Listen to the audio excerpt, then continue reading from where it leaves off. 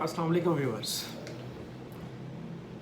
देखो मुझे जो दीदाए इबरत निगाह हो। अशरफ सेल यूट्यूब चैनल में आज हम बात करेंगे बांग्लादेश की साबिक़ वज़ीर आज़म हसीना वाजिद पर।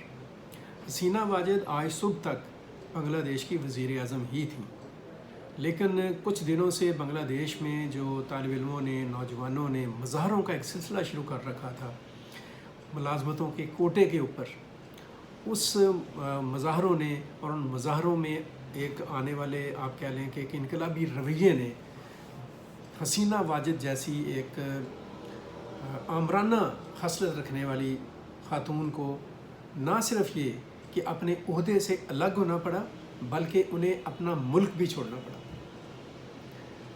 जब मुज़ाहरीन जौन से हैं उनका जज्बा और जोश और उनकी जो एक मुखालफत थी हुकूमत की, वो इस इंतहा तक पहुंच गई कि कोई रास्ता बाकी ना बचा, तो फिर बांग्लादेश के जो आर्मी चीफ़ हैं उन्होंने हसीना वाजिद को 45 मिनट का टाइम दिया और उन्होंने कहा कि 45 मिनट के अंदर अंदर आप बांग्लादेश छोड़ जाएं।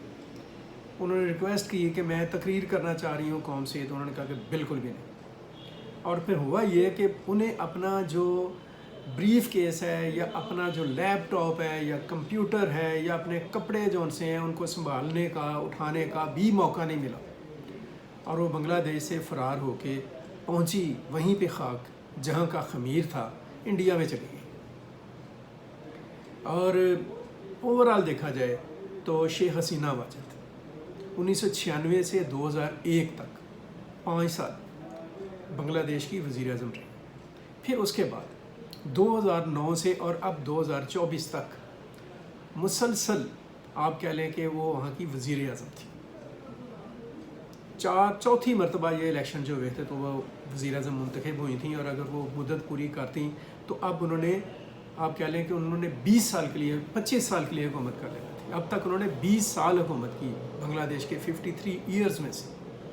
लेकिन उनका जो अंदाज़े हुकूमत था, अगरचे आउटलुक उन्होंने बहुत दी कि उन्होंने जनाब मईशत में इनकलाब ले आए और ये कर दिया वो कर दिया, लेकिन उनका जो एटीट्यूड था, जो सियासी रवैया उनका था, वो बहुत ही ज़्यादा जाबराना, हाकमाना, आमराना और ज़ालिमाना था। बिल्कुल किसी किस्म की लचक नहीं थी उनके अंदर और इसी का नतीजा है कि बिलाखिर बांग्लादेश के अवाम ने उन्हें उठाकर मुल्क से बाहर फेंक दिया।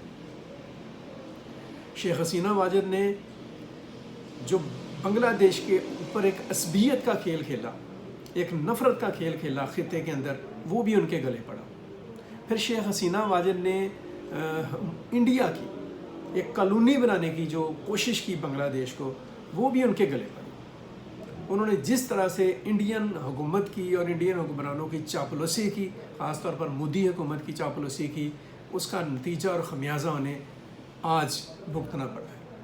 उन्हें आज पता चला कि अपने अवाम के जो जज्बात हैं उनको धोखा देने का नतीजा क्या होता है, उन जज्बात के ख़िलाफ़ जाने का क्या नतीजा होता है। लोग फिर जब उठते हैं तो फिर वो किस तरह से ताकतवरों को, हुक्मरानों को खसो खाशाक की तरह से बहा कर ले जाते हैं।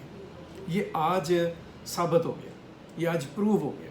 बांग्लादेश के अवाम ने, नौजवानों ने और तालिब इल्मों ने इस चीज़ को साबित किया। अगरचे बांग्लादेश की हुकूमत जो है उनका मुतालबा मान चुकी थी कोटे का, लेकिन उनका जो अगला और असल मुतालबा वो ये था कि हसीना वाजिद जौन सी हैं वो रिज़ाइन करें। और आखिरी बात ये भी हुई कि लोगों ने शेख मुजीबुर रहमान, जो अपने आप को बांग्लादेश का बानी जिन्होंने कहा और बंगला बद्दू कहा, और पाकिस्तान में बड़ी आवाज़ें उठती हैं जिनको पता ही नहीं होता कि शेख मुजीब का रवैया और रोल क्या था और क्या उन्हें करना चाहिए था और हमें क्या करना चाहिए था, वो बड़ी उनको सिम्बॉलिकली पेश करते हैं लोग। लोगों ने आज शेख मुजीबुर रहमान के सर पर 53 साल के बाद बांग्लादेश के अवाम ने जूते मारे, उनके मुजस्मे को नीचे गिराया, उनको एक शटअप कॉल दी है उनकी अप्रोच को। हम चाहते हैं और हमारी दुआ है कि बांग्लादेश तरक्की करे, एक आज़ाद मुल्क के तौर पर, एक ख़ुद मुख्तार मुल्क के तौर पर, एक तरक्की याफ्ता मुल्क के तौर पर, ना कि एक इंडिया की कॉलोनी के तौर पर। और बांग्लादेश को हसीना वाजिद जैसे आमराना और फाशिस्ट और मतकब्बराना अप्रोच के लोगों से, सियासतदानों से निजात दे और हमें भी निजात दे। بہت شکریہ.